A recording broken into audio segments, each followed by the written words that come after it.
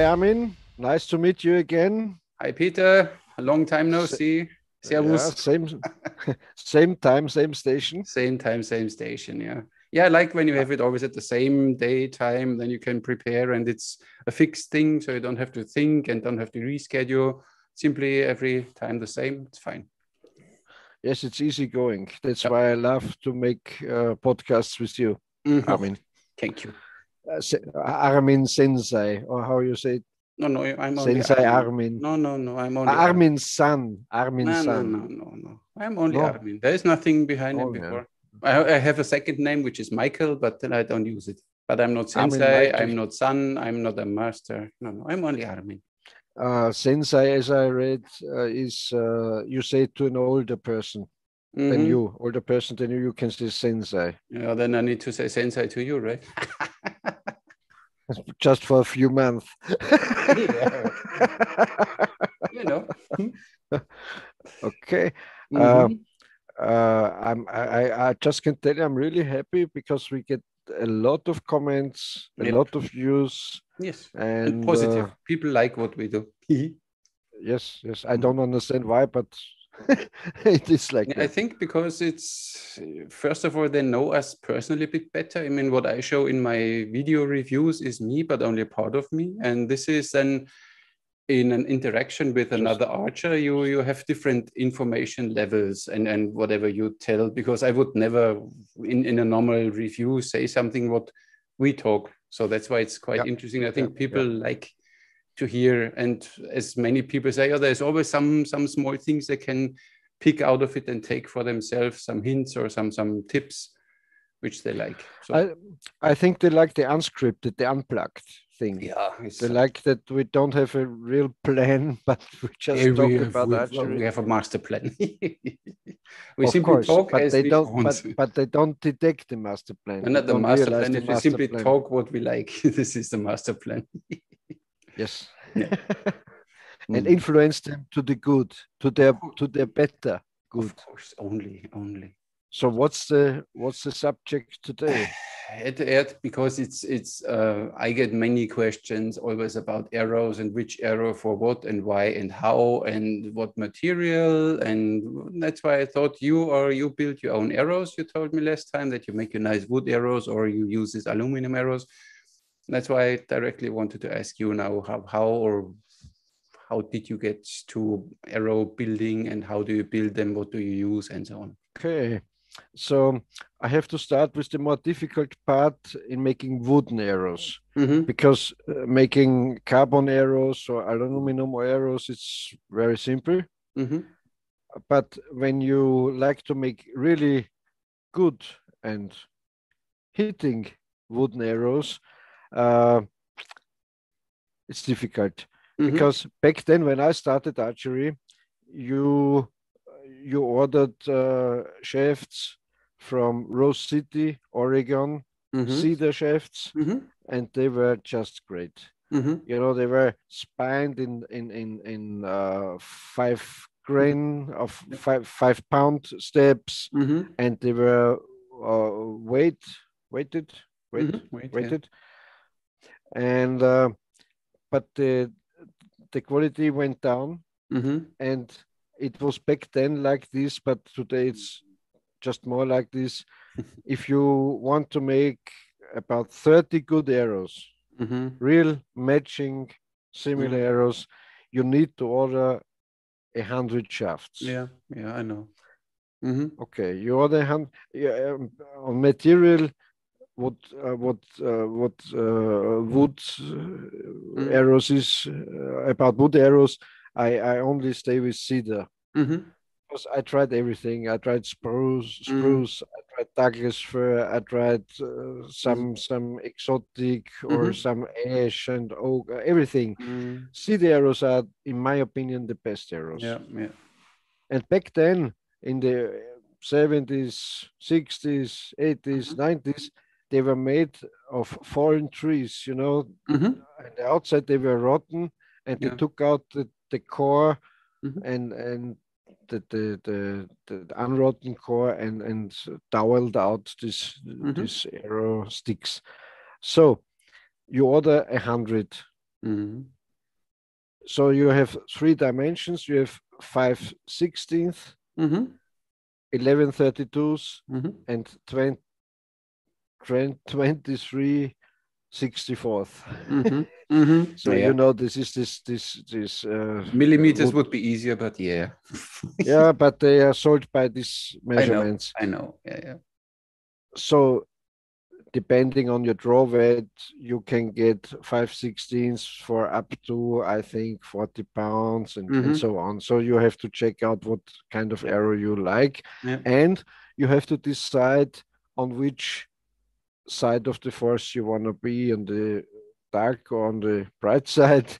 I'm Mm-hmm. on the dark side. I need, if I have to choose between an 11 32 Mm-hmm. or the thicker ones, I Mm-hmm. would prefer the thick and heavier Mm-hmm. ones. Yeah. But if you like the lighter ones, you stay with Mm-hmm. the Mm-hmm. lower, with Yeah. the smaller dimension, Okay. smaller diameter. Mm-hmm. So then you got these arrows, then you check them about straightness. Mm-hmm. On straightness, in most cases you can bend them Yeah. straight, but Yeah. they are straight in most cases. Mm-hmm. Then you sort out where the grain is running out of the arrow. Mm-hmm. You need you need you need shafts. The grain is running straight through to the Yeah. end. Mm-hmm. Okay, then you have to spine them. You need Mm-hmm. a spine tester, Mm-hmm. with the weight in the Mm-hmm. middle, Yeah. and then I spine them. I spine them uh, very exactly. Mm-hmm. But then after it, and I sort them together, say, okay, it's 75. Okay, I put Mm-hmm. the 78 pounds Mm-hmm. to the. It's It's fine. your decision. Yeah, of course. If you are able to shoot that good, that Mm-hmm. 3 pounds in spine is deciding if you hit or not, you're a very good archer. Mm-hmm. Okay, Or when you a have bad done archer. this, pardon, Or a bad archer. When you or a can't bad archer. or when you can't compensate for the little spine difference or Yeah, weight yeah, difference. yeah. Yes, I think you can compensate easier the weight difference than the spine difference. But Mm-hmm. and the next thing is, you, with every arrow you want to build or you want to use, you have to know what your goal is. Yeah. If your goal is to hit something about in 20 yards, it's a Mm-hmm. different game, because at 20 yards the arrows will go straight Mm-hmm. into the bullseye. But Mm-hmm. if you shoot 40 yards, it's different. Mm-hmm. Spine is more a problem. Okay. Okay, you have them spined Mm-hmm. for stiffness, and Mm-hmm. you have weight them, and Mm-hmm. it's the same with the weight. You decide, okay, it's Mm-hmm. some grains there, Yeah. up or Plus minus. Yeah, yeah. lower or Of course. higher, it's okay. It's a natural material, you never get it completely matching. So Yes. When I have done this, I take a pencil, and when mm-hmm. I spine them, I write on 420 Mm-hmm. or and so grains when I Mm-hmm. weigh it, and so I have two numbers on the arrow end, Mm-hmm. and then I can sort them. So Yeah. from 100 you will get two good dozens or Mm. 30 arrows, Yeah. matching arrows, same Mm-hmm. arrows. Yeah. After then, if you prefer, you put a little stain on it, or Mm-hmm. you Mm-hmm. like them darker, or you like Mm-hmm. them like they are. Mm-hmm. Uh, I prefer the the the lightest, the brightest arrows you can make, Mm-hmm. You find them because easier. no, And you no, see them in the no. flight easier. This is Yes, what I that's don't the like with point. black carbon That's arrows because you don't see them. that's the point. That's the Yeah. point. Mm. So they are really beautiful arrows, very dark, Yeah. Yeah. and bird feathers or something like that. And but they're beautiful, but you can see them in flight, and that Mm. uh, not the finding is the problem, because Mm. if you have to look for an arrow, you have done a bad shot. Yeah, it can happen that the target was a leaner. We shoot at high bale. Sometimes the Of arrow course, goes of simply course. through, Up to and then you. 120 yards, it can happen, of course. Mm-hmm. No, so the next thing I do is I lacquer them. Mm-hmm. I paint them. Okay. I take I don't know, flooring paint, or I don't know how you call it, and you can do it with a sponge or with a brush or Yeah. something like that. And there's one thing, in my opinion, the surface of a wooden arrow has to be sealed, really sealed, not oiled, Yeah. not waxed. The other thing is, if you wax them or oil them, the glue, the feather glue won't stick on Yeah, it of course. because Yeah. there's oil on. And the other thing is that if you have a wooden arrow, a wooden shaft, you have a natural shaft, um, and you put oil on it, you weaken the arrow, you Yeah. weaken the spine Yeah. because moisture gets, even if it's oil, gets into the shaft, so Yeah. the arrow will get weak. Mm-hmm. And I like the arrows coated so no moisture can get in and the arrow stays always the same. Makes sense. So yeah. Then they you even can have, even when you store them, they don't start bending again, because it's a problem when you buy cheap arrows. They are not covered with anything, and you have them somewhere in your shed. And next day you check them, and they look like a banana again. Yeah. When I see in some archery shops, they have totally unlacquered and unprepared shafts and feathers on and everything. In my opinion, it's a crime to sell them. But okay. Yeah. Okay. Yep. You completely enclose them in lacquer, which makes sense. Yes. Yeah. Yeah. And if you shoot them into the wet grass and you find it half an hour later, there's no moisture inside because it's sealed. Okay. So next thing I do is I look at at the grain and make a pencil point to have the right nock placement, because the grain should be horizontal to the bow, not standing but laying to the bow. Makes Then stiffer you in have this. Yes. Then you have this, like the pencil sharpener tool for the nock end. I put on this. I put on this taper and put on the arrow nock. What always bugged me there is that they use two different angles for it. Why not one sharpener for both ends? There's always one slightly different for the tip, and for the nock looks easy. So bugs always drive me crazy. I know why it is. Why? Because the longer taper on the front end, on the point end, resists more violence, more power if you hit something. And the short taper, and you would need a long nock like this if you had the same taper on the nock end. That's true. Okay. And it's my opinion, I always use only kind of mercury speed nocks or similars, which have real big index lips. Like you feel it very okay. Okay, because if you have a back river and you have to shoot fast, you grab the arrow just the right way, because you feel this index and you can pull it forward and on your bow and you can really shoot. Okay. And if it's with fast shooting, that's the best thing.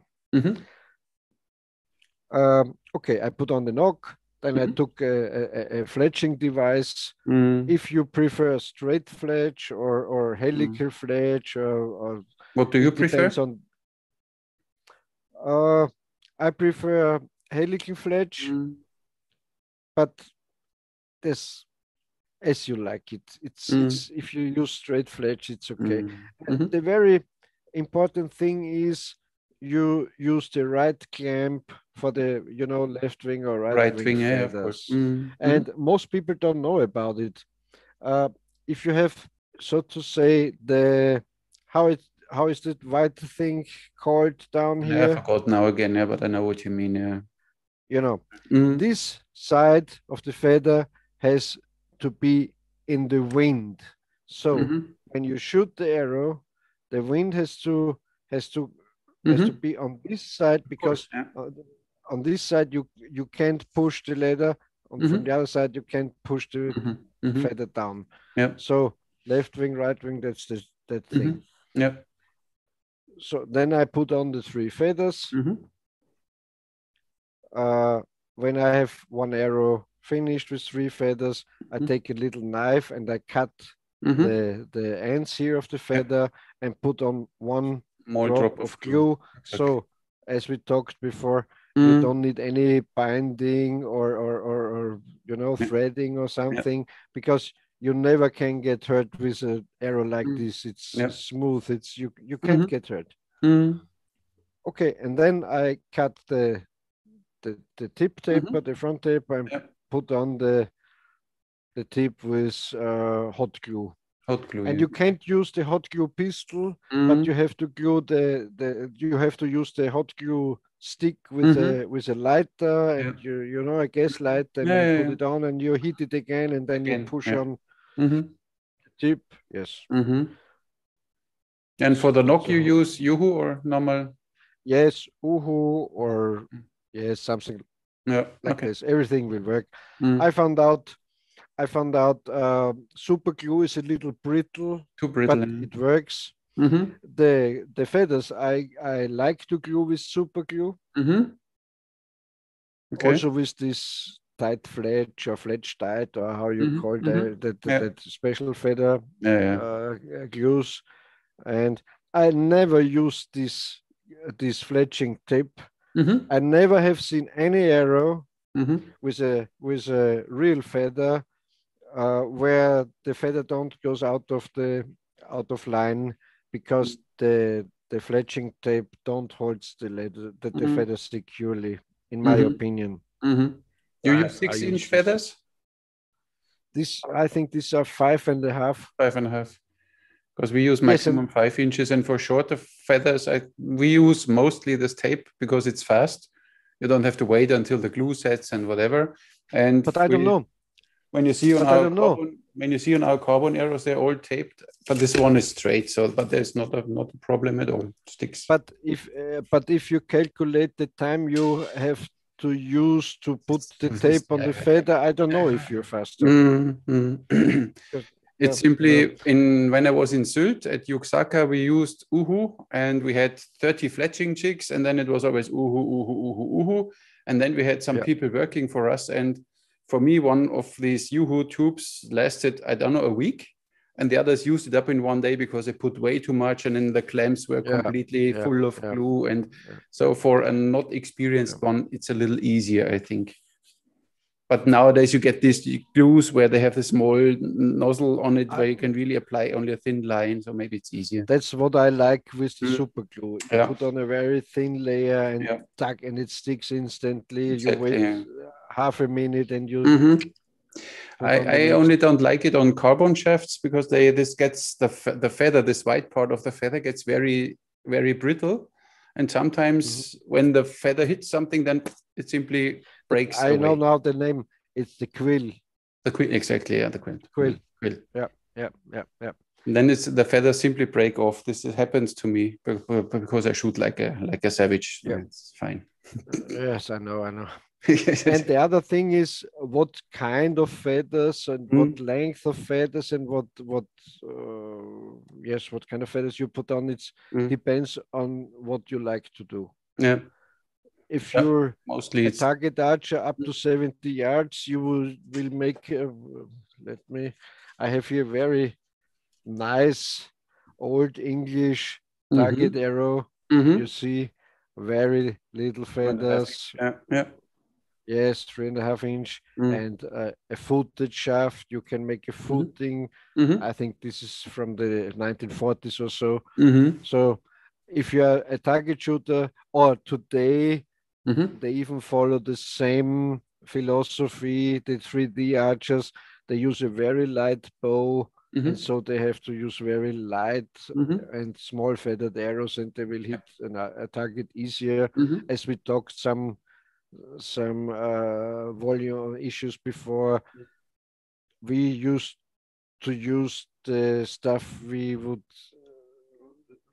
took to go out hunting, and we separated between hunting archers and target archers. Yeah, of course, it's a difference. That's the thing. Mm-hmm. So yes, on shaft materials, I can't say anything. If you make, we talked about in the past, if you make wooden arrows, it's wonderful. And you have another pleasure if you break them, see the arrow, it smells. It always smells. Yeah, that's always fantastic. It's great. Yeah. Pleasure and pain. Did you ever build a barreled and tapered shaft, where it's in the middle thicker and goes thinner in the back? Yes. And, in the past, there were companies in the US, they made compressed cedar shafts. They were compressed from, I don't know, a big diameter. They were danced, and they had compressed, tapered, and something like that. And they had some sets of this. You wouldn't believe. You could shoot them in a concrete wall. They won't break. It was nice. Great. Yeah. But the work in tapering the shafts, in my opinion, you don't have the benefit what you put in that work. I thought so too. Yeah, it's a lot of work, and I have a few because Alibo or something, they simply sell them. They call them streamline. It's nice to shoot them, but I would never build them myself. It's way too much. And the next thing is, you see here, it's a replica of a medieval, war arrow. They put on this, this binding. That was okay back then when they didn't have glue. Exactly, and no super glue. Then you needed to do something. Nowadays, it's just you because you love it. Decoration and looks nice. Yeah, of course. Yeah. Where did it come from that there are always 3 feathers on it right now? I think it's not a difficult question. Okay, you start with 2 feathers. Okay, 1 feather. Okay, we should not discuss. I think doesn't work exactly. Okay, so the next step is 2 feathers. That's great, but if you have wind, it's horrible. So the 3rd feather divides the wind. You understand what I mean? Yeah, I understand. If the arrow spins and you have 3 feathers, the side wind will not affect the arrow as much as if you have 3 feathers. Even more with 4 feathers, of course. But I don't know why some use 4 feathers. Maybe because they couldn't knock the arrow the wrong side. But if you're in a real hunting situation or something like that, it don't depends if you knock it that way or that way. The arrow will fly straight where you're shooting at. So the odd feather or the cock feather does not have to be on the outside of the bow. Yes, but in my archery schools, I never tell this to my clients. I would tell them this feather thing in the 3rd lesson because there are so many things to concentrate on, to learn. So you don't have to put this in their minds additionally. Oh, you have to check the arrow. But does it make a difference? Does it make a difference for you? No. It only tears up the inside feather maybe a little, but is it really makes a difference? No. Because I know a lot of archers, they say they make it on purpose. They just they shoot on purpose the wrong side, so the cock feather is on the bow. I had even a bow from a German bow builder. It was from Büttner bow. He built nice recurve bows, and he made the shelf. And he said, look, with mine, you need to put the cock feather inside because then the shelf runs here nice down so you don't hurt any of the feathers. So, and that's why I always, and this is one of the comments I get most, oh, you had the cock feather in, what archery instructor are you?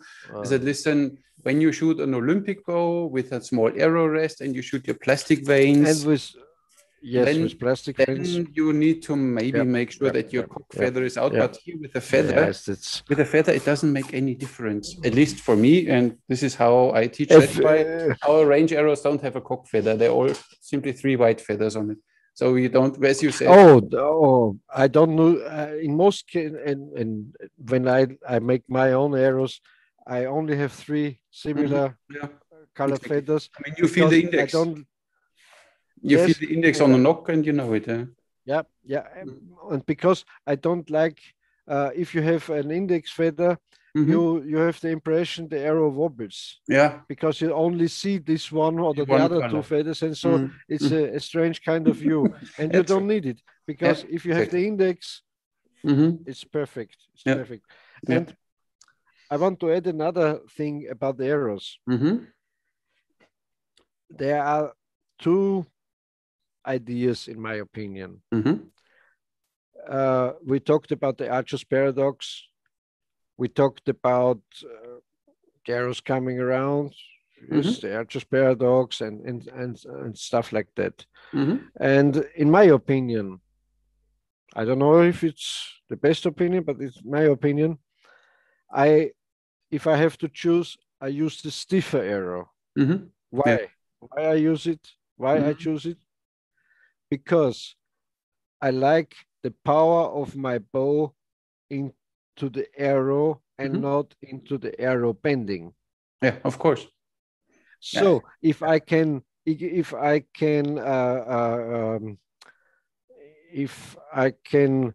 train my brain or my shooting to use the stiffer arrow, okay, I have to hold a little bit more on the right, maybe, or on the left. It's okay. It depends on your shooting. So in every case, you can use the stiffer arrow. You get more out of your bow because less energy is transformed into the bending of the arrow. That's my opinion about stiffness and arrow spine. And I think it's for me always, when you know what spine you need and you're not sure, always go a little stiffer instead of weaker. Because I saw it today. I shot go to the stiffest, which flies straight out of your bow. Exactly. I had it today because I shot range arrows. They have spine 600, and this bow I tested today is from Finland. It's a horse bow, and I tried them with the 600 spine. Then you saw always the arrow going to the left. So I pointed at the target, but the arrow at 10 meters, and the arrow always made this movement and went to the left. When I shot a 500 spine, it went straight. So this is what I don't understand. Why is the higher spine number weaker? It's confusing for some people. Because the higher spine number, in my, I don't know if I know it right, but in my opinion, is the higher spine number gives the grade of deflection. Exactly, it's the distance, bending. How much you can bend. 600 bends more than 500. Yeah, like this. Still. Yes, and don't be frustrated if you order 100 arrow shafts and you get 24 to 30 out for your perfect spine you love. So then you have another group. You have, let's say you need 50-pound spine, and then you have some 55 and some 45. As long as you put them in one set and you shoot out the one set, what your real match is, and then you switch to another. After 3 to 12 shots, your brain corrects the different spine. Okay, it's very different if you shoot at 90 yards. No question. But if you shoot at 25 yards, don't make a difference. Yeah, of course. Don't matters. So you get out different groups of 100. You could the real too weak you give to another archer, and the real too stiff you give to a separate archer. But if it's too stiff, you could still use a little heavier arrow tip, and you make the spine a little weaker again. You only need to see, is this FOC for you important? This that the forward of center, that the arrow... I use the heaviest point I can get. Okay. So and on this argument, I also use the heaviest spine I can get, and not the heaviest spine, but stiffest. Let's say I have an arrow shaft for 70 pounds, and I shoot 50 pounds. I use a 175 grain point, Mm-hmm. and it weakens the shaft, Of so course. Yeah. it matches your bow. Mm-hmm. And you know, you get more energy, Yeah. but it's in a different philosophy. I'm in hunting, Mm-hmm. so I need a very heavy. I like a heavy, very heavy arrow, Yeah. and that's the difference. If you like to shoot very easy on 3D targets at 40 meters, it's a different game. Mm-hmm. Okay. I see. Yeah. And as long as you shoot in this 28-inch range, there is a lot of documentation and spine charts and everything where you can find yourself easily. Because all for this, how you shoot, arrow on the left side, there's so many spine charts and everything is written Yeah. down. And then I come Yeah. with my 36-inch long arrows, and then you need to check, they are spined. What are they then? They are maybe then you measure them still on, what do they do, 24 inches, or what is the distance when they do the spine test? 26. 26. So they measure Yeah. it here. It doesn't help for me at all. You know what I mean? Then you need to Yes, think that's also a problem with the spine tester, because they're at 26 inches, but you need a 29 inch, and so it's not so or easy. you need to compensate. You need to know then, okay, I need to add, or what this is. Yeah. The best way to find out the best arrow for your bow or for your shoot is if you're in a kind of club or something, and there are archers, they shoot bows from 20 to 70 pounds, and you say, come on, let me try three of your arrows. Yeah, come on. And so it's, okay, I'm shoot 60 pounds or 40, don't depends. But the 55 flies best for me. And so let me reproduce your arrow, because your arrow flies best for my shooting and my bow. Makes sense, yeah. Yeah. Yeah. And with aluminum or carbon arrow, it's different. You have this code on it, and you have to find out what makes sense for your shooting. Yeah. Too easy. Yeah. So then is always, and you mentioned it before we started talking, look what I have. See this long distance I have between the knock groove and the feather. Drives you crazy. Yeah. Makes not much sense for the flight stability, I guess. Because when you see the Ottoman arrows, they have a very small fletching, and it goes even beyond the knock groove. So the fletching starts really back there, because back there it's important, because there the feather has the most effect. The further you go forward, the less effective it is. Of course. And you get arrow flight like this. Slightly, yeah. But on the other side, when you shoot thumb release, with 3 fingers, it's easy that you have your fingers there. But when you shoot thumb release, you need a little more real estate. Not that much, maybe, but these are wood knocks. But all my arrows have always this one, not that much.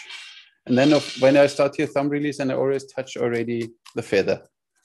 So this is, but it's even the feather shape. You can cut them straight, and it's not a problem. But there's always a little more distance than the regular ones. That's why I always need to know, when we build arrows, does somebody shoot 3 finger or thumb release, and we put the feathers always a little away, so they're not in the way when you shoot.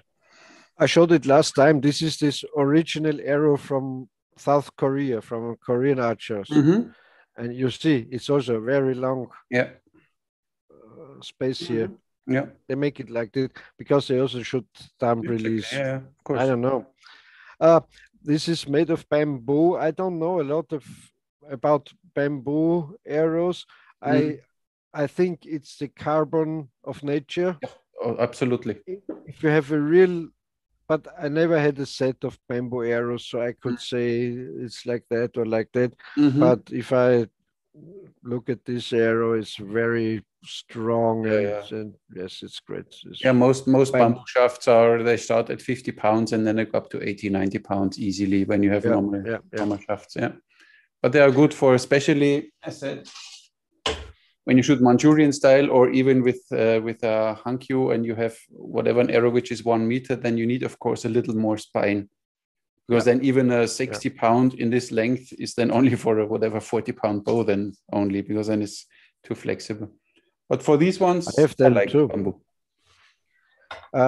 And maybe one thing more I like to say, because we talked about a bright arrow. So you see, a black arrow looks really cool. Nice. Yeah, we don't see anything. Nothing to say against it. And especially this one, I'm very proud of this arrow. And it reads Rambo XX752210.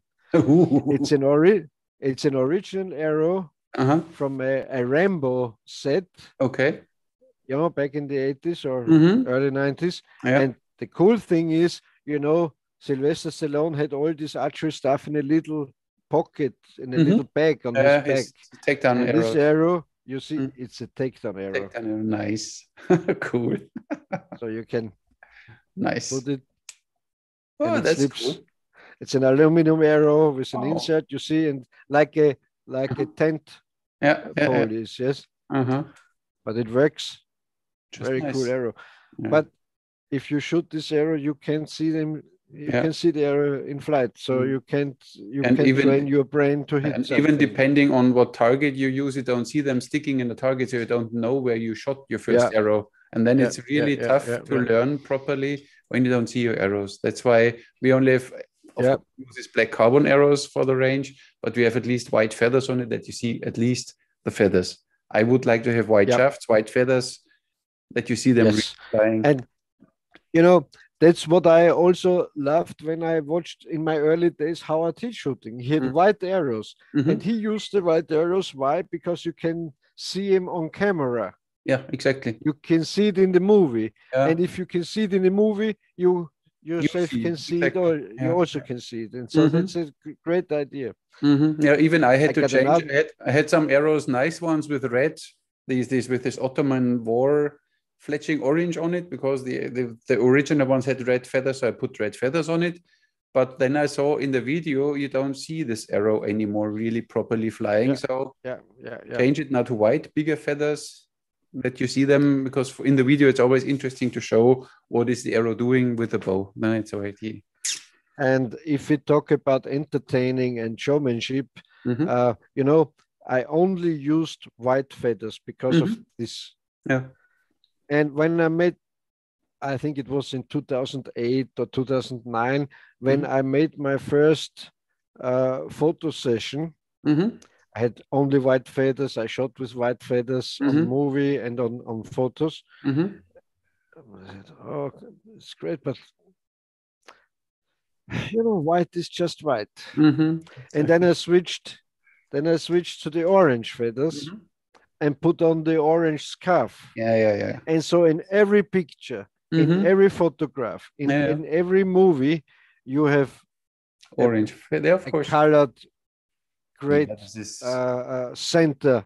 Corporate design, corporate identity, normal. Yes, yes, this. And if there are 10 archers standing with me, they look at the one guy with the scarf. Of course. Yeah, of course. Of course. Normal. So that's an entertainment trick. Yeah, makes sense. Yeah. Imagine you have no scarf and shoot only Rambo arrows. Nobody would look at you. Yeah. It's like this. Yeah, okay. So you build, you say, corporate identity.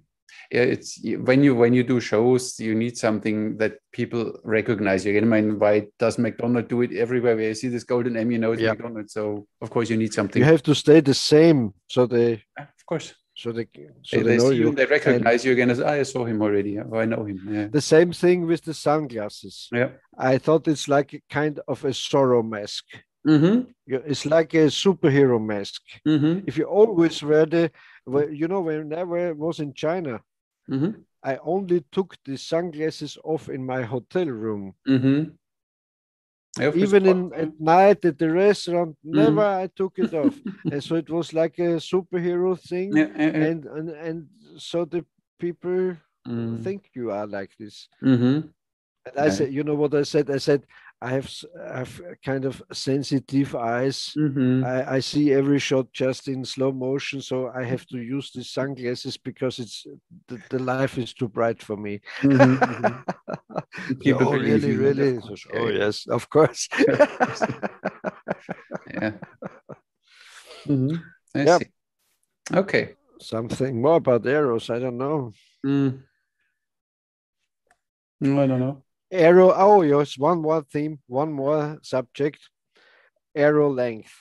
Back then, target archers used to draw the arrow, on the arrow shelf. So the point wasn't out of the bow, Yeah.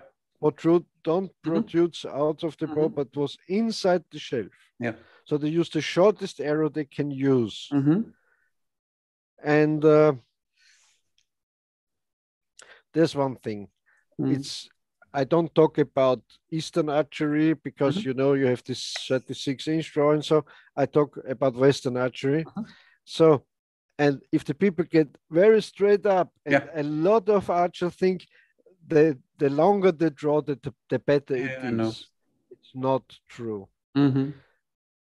Howard Hill, who was an expert, found out everything over 28 inches is not easy to get the right arrow and so on.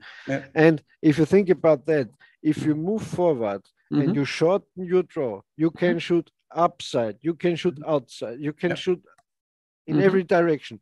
If you like this, you can shoot down. You know what I mean?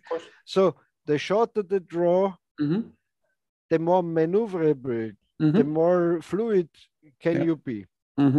Your shooting is. And so when I make hunting arrows, I make them 1 inch longer. Oh, there's no point on. So that the broadhead doesn't scratch your fingers. Yes. So of course, because you have to have this space for your fingers in front of the bow because your hand is there. So these are 1 inch longer. So for usually I make the arrows 1 inch longer than my real draw is, and I let protrude the point out of the bow. But experimentally, I made some which are very short, 26 and a half inch, and I draw totally inside on the shelf. It's also interesting. It's another style. We here at Mart Archery, the standard is 28 inches, which most people have, and we always had the arrows 29 inches because for safety reasons, as you said, someone, he doesn't listen, middle finger to the corner, and he stands like this, and then he overdraws, and then he gets the arrow inside of the bow, and when he lets go, then a carbon arrow, then it can explode in front of his face, or you never know, and that's why we always keep it an inch longer. So you're a little more safe, and I don't care if the arrow is a little slower or if it doesn't safety first. Back then, when I used to shoot a lot on 3D and so tournaments, I also made them 1 inch longer than I needed them because you can break them one time and use them again. Exactly. Yeah.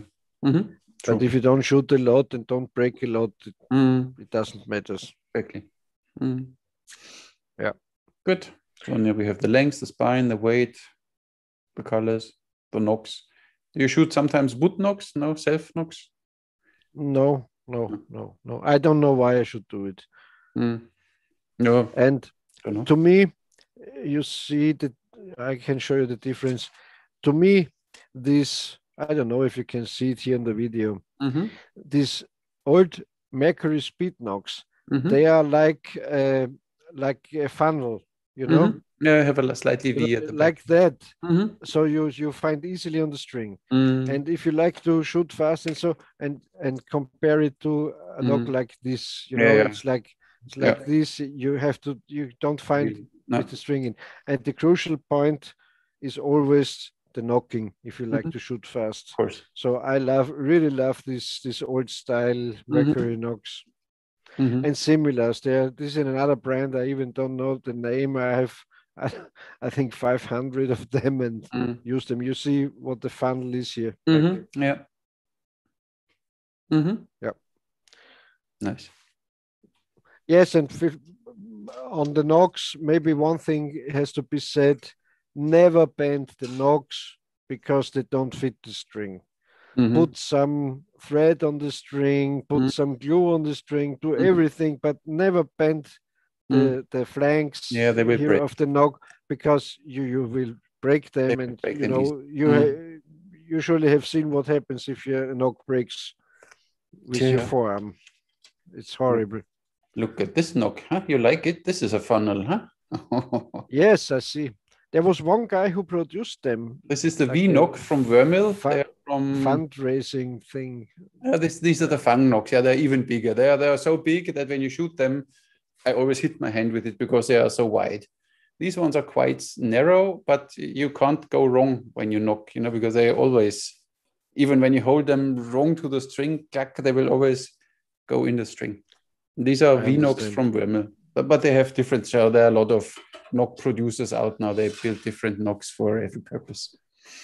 If you use a big index and a good back quiver, you have no problem with knocking. You can show me when we are in Netherlands.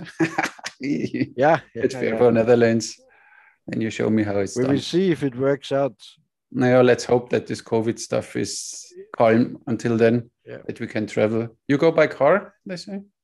I think so. I think so. And yes, and I don't know if he gets enough participation. I think so. We still have time, and he promotes it quite nicely. Yeah. I think he does a good job up there in Netherlands, I think. He makes good bows and lot of variations of bows, different stuff. Yeah, I like him. Sometimes I have a bow from him to review, so it's nice. Yeah. And even his arrows, so these as example are from Fairbow, Netherlands. He makes nice stuff, and he makes even these wood knocks here. So if somebody likes to have this stuff. This medieval arrow is also from Fairbow, Netherlands. Yeah. He sent me an English longbow, and I think a dozen of these arrows. Nice. Yeah. And he was long ago when I started, I got my first Manchu bow, and it has 36-inch max draw. Then of course I needed 36-inch long arrows, and every normal bow dealer, whatever, bear paw or whatever you name it, you ask them and they, you don't draw that long. You only need 28-inch long arrows. I said, listen, I need 36-inch long shafts. You have them? Yes or no? Oh, I can maybe get some Kyoto shafts, you know, this aluminum, this 1 meter. And then there are East. And then Fairbow, Netherlands said, listen, I can make 36-inch bamboo, no problem, with Manchu fletching and everything. And I still have a few of them, but most of them broke. I got 12 or something. Most of them already gone. But it's nice, at least. In Japan, I think a set of arrows is 4, no? It's 4 arrows. I don't know exactly. Can be. I never ordered arrows in China. In Japan. My Yumi arrows are from Hungary, so I don't know. This is how is it name? Is his name? It's I don't remember. There's a good Yumi maker in Hungary. Yeah, Peter Mezes or something like this. Yeah. Yes, Mezes Peter. No, Paul. Mezes Paul is his brother. Okay, and like Peter. Paul. And yes, I know them both. I bought 2 Yumis from them. Me. Yeah, I have one Yumi. He made for my former girlfriend because she was she did kendo, and so she was in Japanese stuff, and yes. I still have the bow, but I lost her. Yeah, sometimes but you keep the better part. It's fine. The longer lasting stuff. Yeah, don't say. But from mine, the one of my assistants shot it then once, and then he broke the string, and the bow was bent. I don't know what happened. Sometimes I had some guests coming from China. Oh, Yumi, Japanese bow. I said, here, shoot it. And they, didn't know how to shoot. And then the bow was always crooked. And I tried to fix it again. And then I gave up. It's still here somewhere, but I gave it away to Martalci. So it's still there somewhere. And they were nice. He made these nice arrows, and he made the tip and the knocks by himself. Made very nice stuff. But the Yumi was never for me. And you still don't know if he says the truth. Is it like that in Japan? And so I don't know. I don't know. And yeah, and even with this glove, I had my problems. With this glove, with this Yumi glove, I don't know. It was not for me. So I gave up. I think that Kyudo is a kind of, I say, robot routine, and the benefit of it was to stay calm and efficient under any condition. Yeah, and at least they build up the muscle memory properly, because every shot is really repeatedly exactly the same. New. Really, of course, but of course they only shoot only 28 meters in their Kyoto ranges. So for this, I know they should be capable of always hitting the target, I think, because they always shoot the same distance. And because of this, it's not surprising if they can hit the target blindfolded, because if they always shoot at the exact same place with the he stands on the same position, he does always the same, he shoots the same bow, the same arrows in the same direction, of course, would be capable of. True. So we don't disagree today.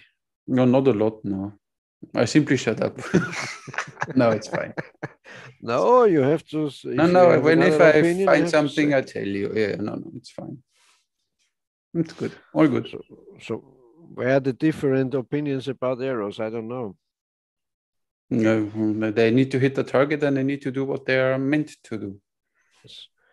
So, and for me, back then when Howard Hill, in Howard Hill's days, they hadn't spine tested, as far as I read about. So Howard Hill made himself 100 arrows and put a cardboard box out about 80 yards, and he shot that 100 arrows at the cardboard box. And every arrow that hit the box was okay. The arrows that didn't hit the box, he shot again. Okay. Because he could make a mistake, or, of course, So he sorted them out like that. And the arrows, at the third time, he couldn't hit the box, he gave away. Okay. Makes sense. It's a good idea if you think about it. It's not so bad. At least he knows that these arrows work for him or not. Yeah, makes sense. Yeah. And so I had when I was working in Sylt at Yuksaka, Peter, the owner, always bought a box of mixed spined arrow shafts for the range for the kids and to shoot. And then he asked me, so now you need to spine them all in kind of bundles. Me like weak, medium, stiff. And it was always plus minus 10 pounds was always fine. And you know what? I'm not the kind of esoteric or spiritual guy. No, totally not. Would be nice if you would have a slight scent of, but hey, it's fine. What can you do? But I have it, as I tell you now. Listen up, guys. Even Sexton Pope found it out, because they built a shooting machine back then in the 1920s, I think. A shooting machine, and Sexton Pope wrote, a good archer is able to compensate the shot, the arrow, the bow, and something like that. Needs to be. And and if I put in my back quiver 10 different arrows, a very light one, a very heavy one, whatever. I'm sure our brain works so much like a computer, like a sensor. You draw out the arrow from your back quiver, and instantly your brain checks, oh, wait a minute, this arrow is heavier than the last one. Yeah, of course. And you compensate it in shooting. And if you know that your arrow's too weak, or too much spine or something like that, you compensate it by your own, even if you don't think about it. So that's very spiritual. I think it was essential back in war times, because what chance did you have that you always have your own matching arrows for your own bow, for your own shooting style? Maybe you got a set of it from the arrow builder, but then in battle or whatever, you run out of arrows and you pick up arrows from the floor, and then you feel, okay, this is a heavier one, so I need to point higher, or this is a light arrow, and you need to be able to compensate for it. Yes, but if you think about war bows, I think, okay, let's say not they war had bows, 100 but in pounds. war. Yeah. Okay. But if I think about the English war bows, and Okay. so, okay, and I don't think they are a lot heavier than 100 pounds. Okay, there's some 120 and some 90, and okay. But if you have for usually the war bow, let's say, is about 100 pounds.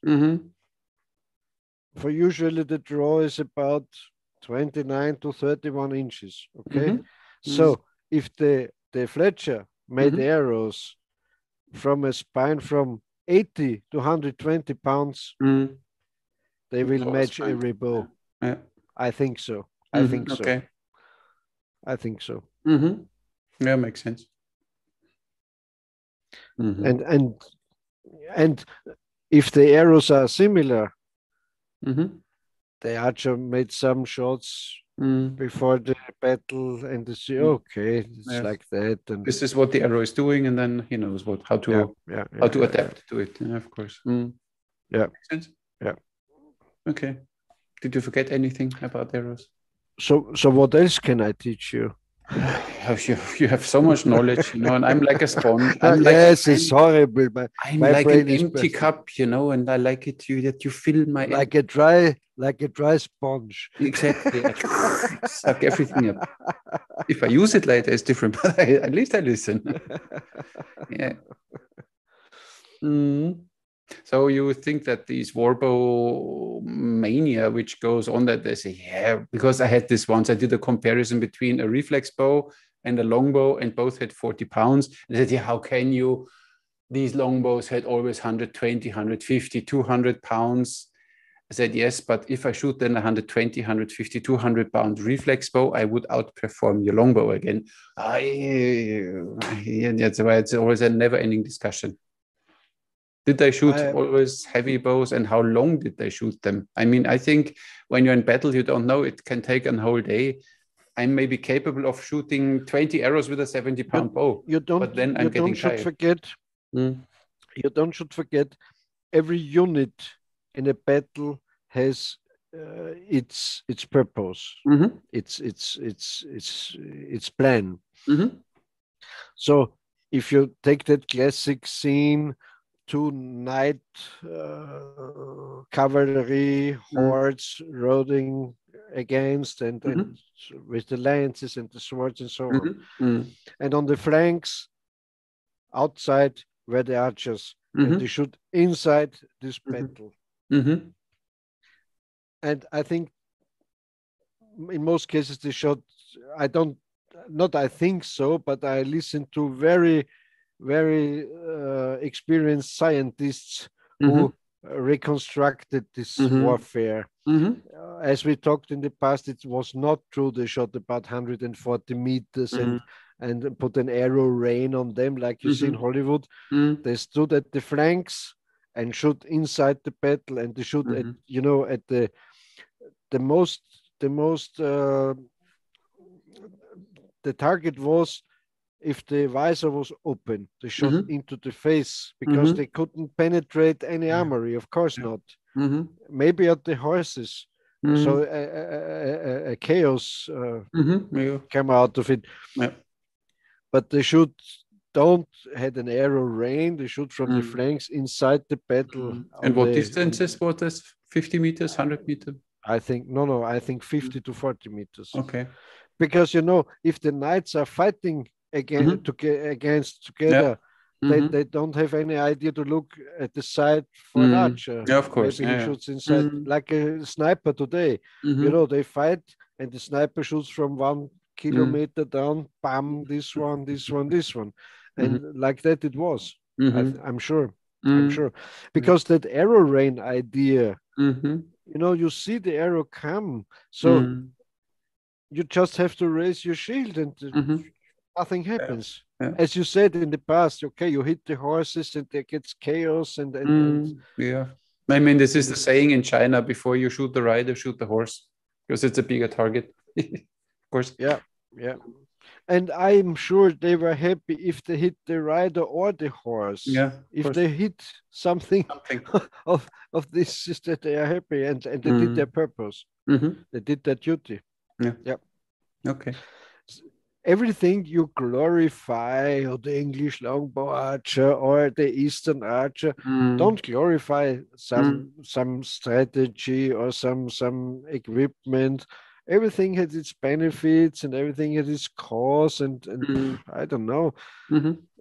The point with this legendary battles between the French and the English was that the French were hooked on the idea of the knight fighting the knight.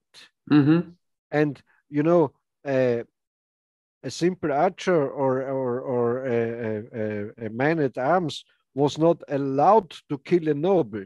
Okay. They had to catch the nobles, the aristocrats, and keep them alive because they could make a deal with their family, and so valuable people.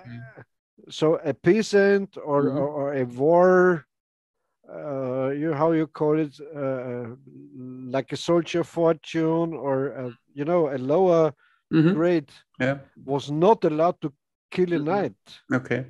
Like with the samurais, no peasant could kill a samurai. Of course not.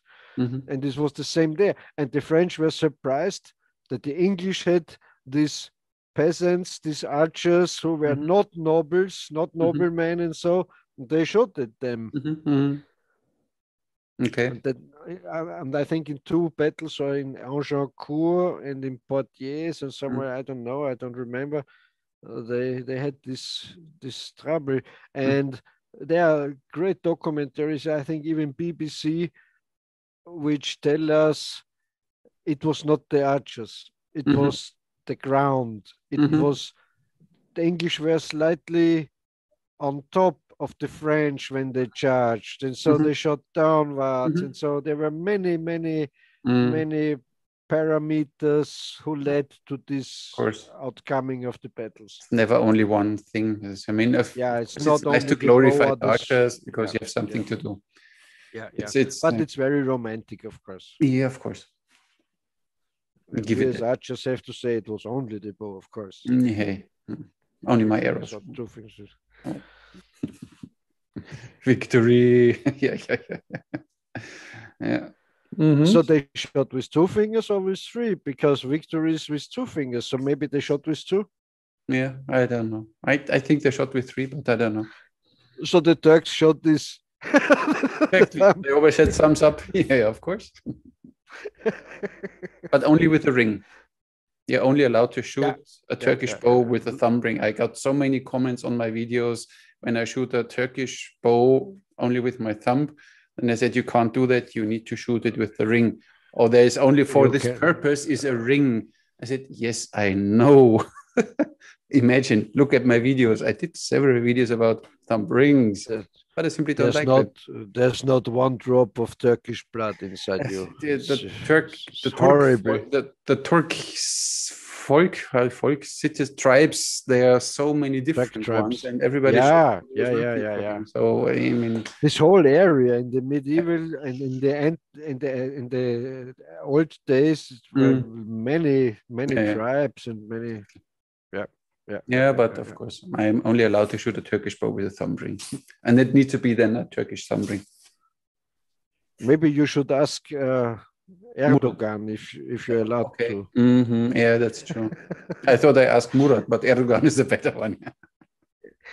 But since we have the coronavirus, you hear nothing about Erdogan.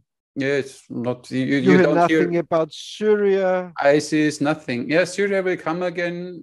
Nothing about refugees. Nothing.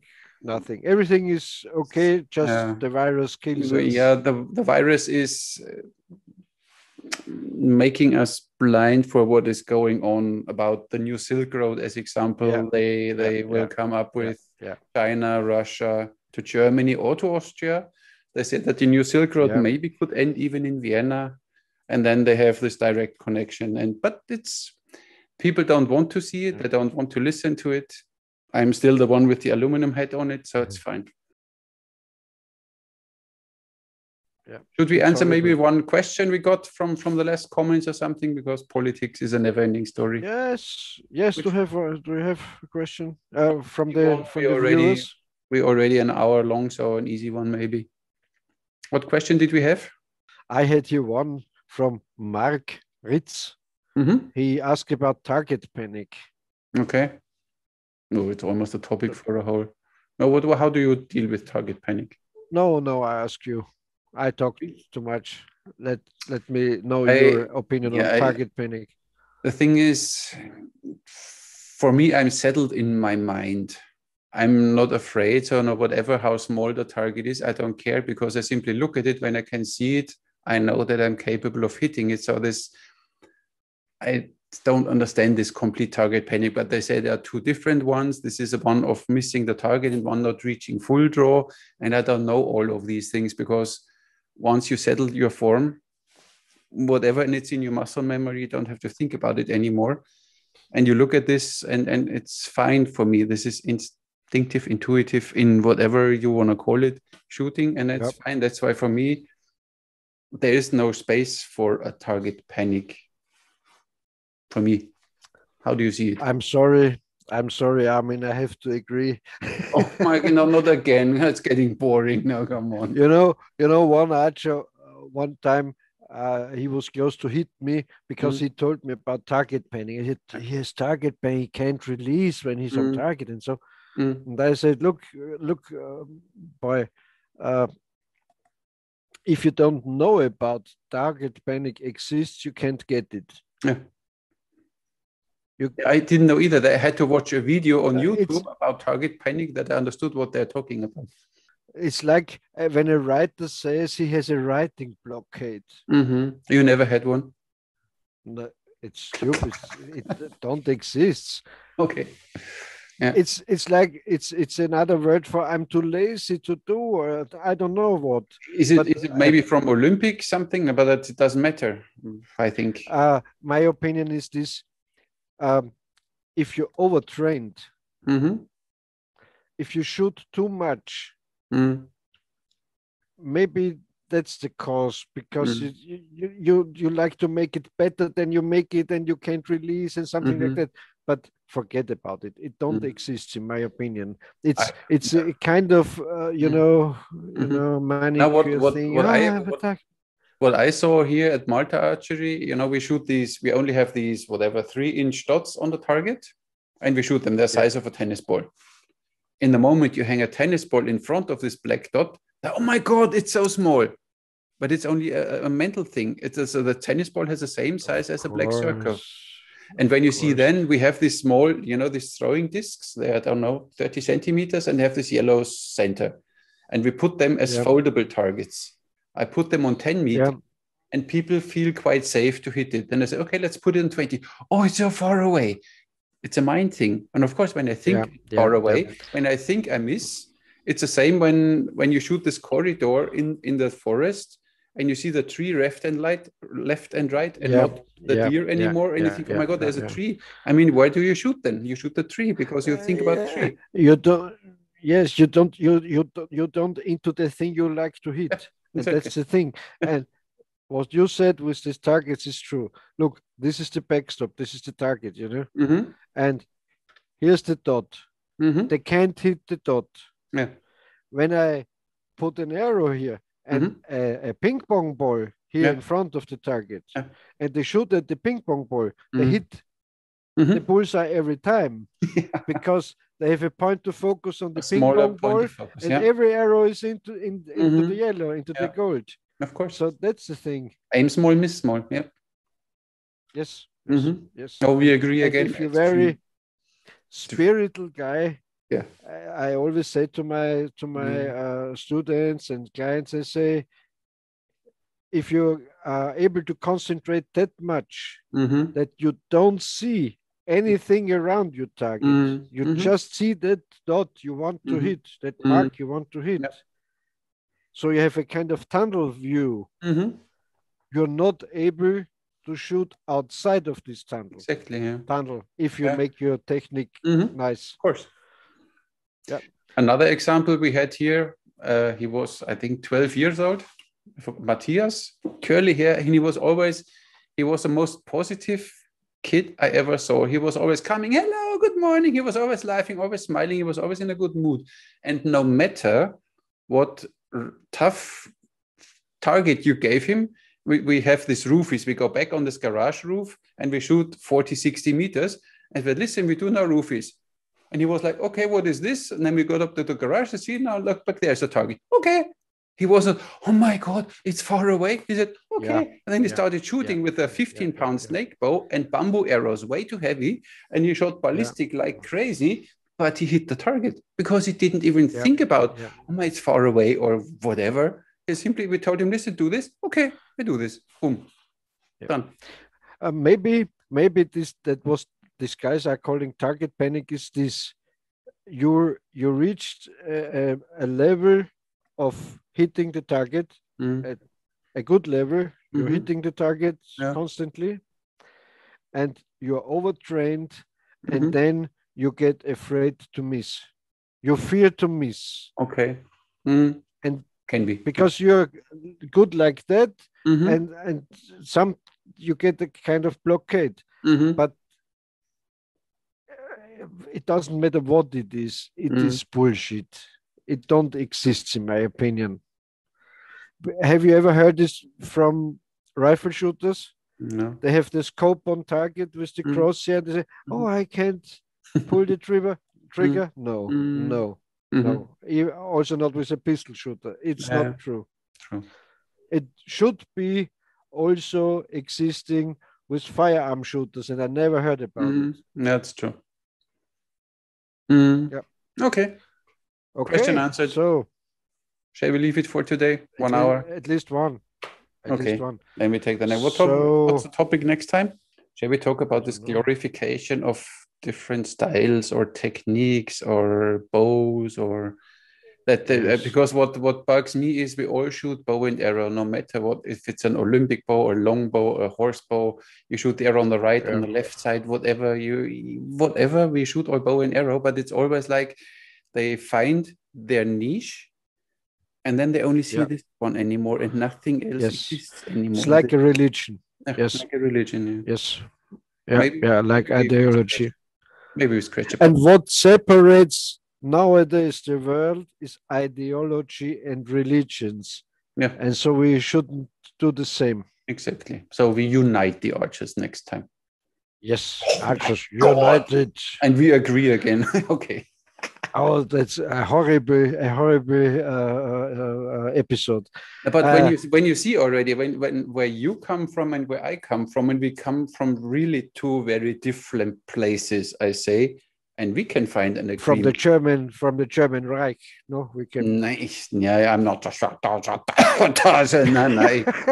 For me, thumb shooting, reflex bow, katra, and everything fancy, and you're the longbow, the saddle, the calm, we find agreements all the time, even if we have different opinions, but we accept each other. Yeah. And this, I think, could be as a role model for all the archers, that they say, okay, listen, we should stick together and not fight against each other, like in every, all that is this partyism. Yeah. Nice topic. Yeah. Here we go. Yes, and if our viewers, if you viewers have any questions, we are able to answer. Write us in the comments. Exactly. And subscribe to our channel. No, that's of course. To my channel, also to Armin's, of course. No, subscribe to both channels and comment on both channels, please. Yes. And share the video, that even more people can. Very important. Yes, and because we need. Yeah. And talk nice about us. Yeah, this is as I always say, you can give up thumbs up or give up thumbs down twice, because when you press this button twice, then it's like in the arena, like in old Rome. Yeah, exactly. But twice, because when you click it twice, then it disappears again. A double click is a kill. Double click, exactly. Yeah. Okay, great. Thank you very much, Peter, for your time. Yeah. Let's meet next week, same time. Same time, same station. I'm ready. Goodbye, and your viewers shoot straight and try to listen to our clever talkings. Take care of yourself, shoot straight, and if you get something out of it, we are very happy. Let us know about Sensei. Yeah, exactly. We need new Sensei. We should invite him. New Sensei, old Senseis and new Senseis. Not a new Sensei. This guy, this. I mean the old Sensei. You're the old Sensei. You're older than me. Okay. Goodbye, Armin. See you soon. See you next time. Ciao, ciao.